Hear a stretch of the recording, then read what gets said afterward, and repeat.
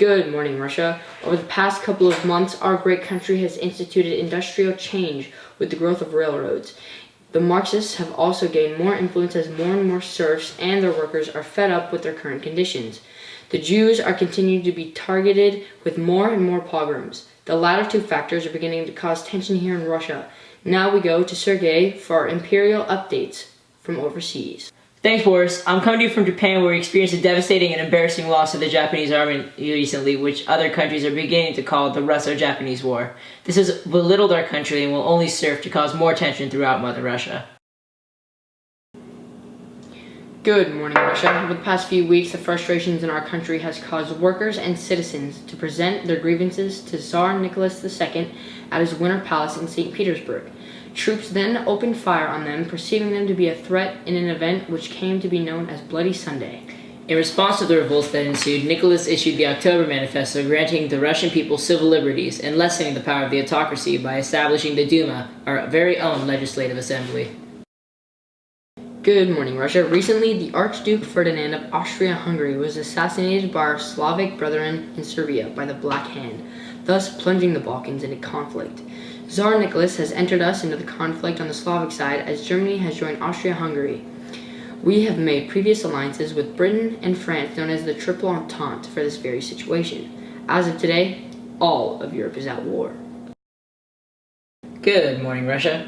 The Great War has plunged Russia into chaos. Nicholas's leadership has led to over 2 million Russian casualties and 4 to 6 million wounded or captured. He has also restricted the rights expressed in his October Manifesto.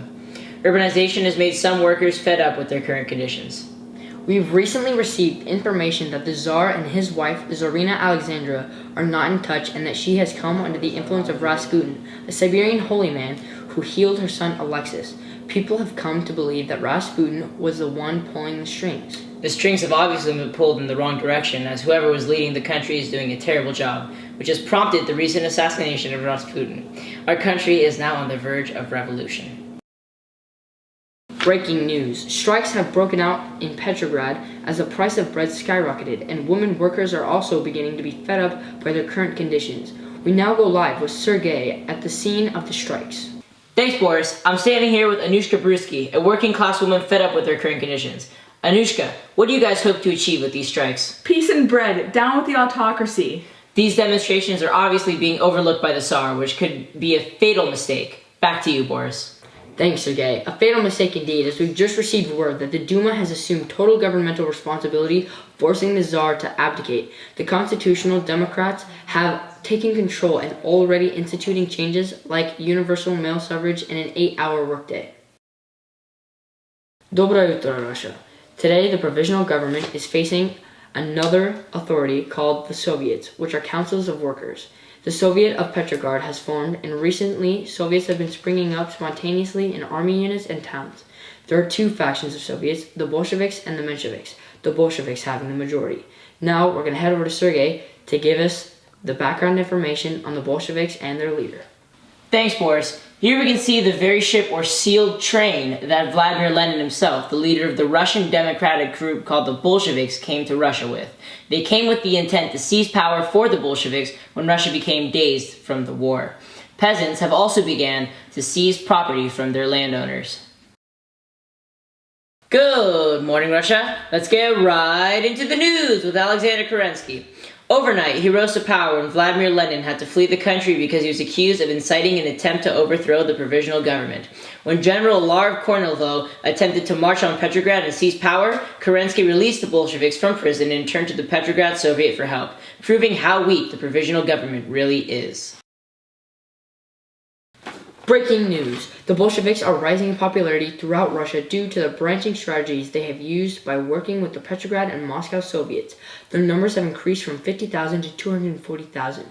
A fervid revolutionary, Leon Trotsky, an associate of Vladimir Lenin, chairman of the Petrograd Soviet, and Lenin are now leading Bolsheviks in a revolution in Petrograd.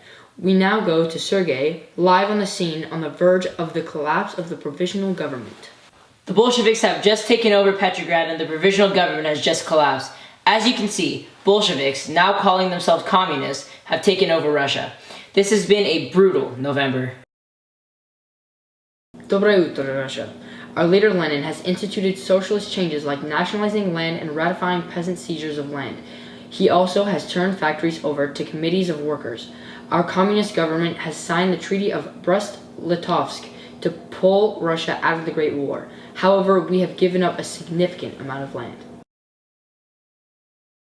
Good morning, Russia. The leading Bolshevik regime is facing significant resistance, not only from the loyal Tsarist groups, but the Mensheviks and socialist revolutionaries.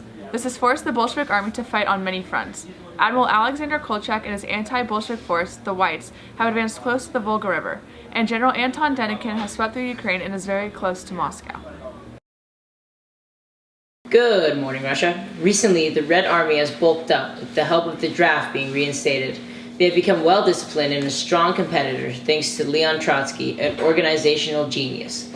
A policy war communism was used to ensure regular supplies for the Red Army.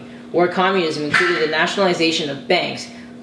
The anti-communist forces are no match due to their weakness and disunity. Their political differences have made cooperation an ongoing problem. The Bolsheviks recently developed a new red secret police known as the Cheka. The Cheka's main goal was the destruction of all those who opposed the new regime, especially the bourgeoisie. The formation of the Cheka has left a widespread terror and a new component of fear. Good morning, Russia. The date is now July 16, 1918, and today Tsar Nicholas II and his family have been found murdered and burned in a mine shaft. The royal family has been victimized throughout this civil war following the Tsar's abdication himself. His wife and their 5 children were all taken into custody and moved to a mining town in Serbia where they were murdered. Good morning, Russia. Our Soviet leader Lenin has just introduced his new economic policy, designed to be temporary. It's a modified version of capitalism that allows private enterprise for small businesses, but not heavy industries. It seems as if it will revive our struggling economy. Good morning, Russia. Today, the communists have succeeded in holding possession of Russia, even though it has come with an enormous loss of life and multiple areas of destruction in the country. As the Civil War played out, the Bolsheviks managed to transform Russia into a bureaucratically centralized state, meaning we are ruled by a single party.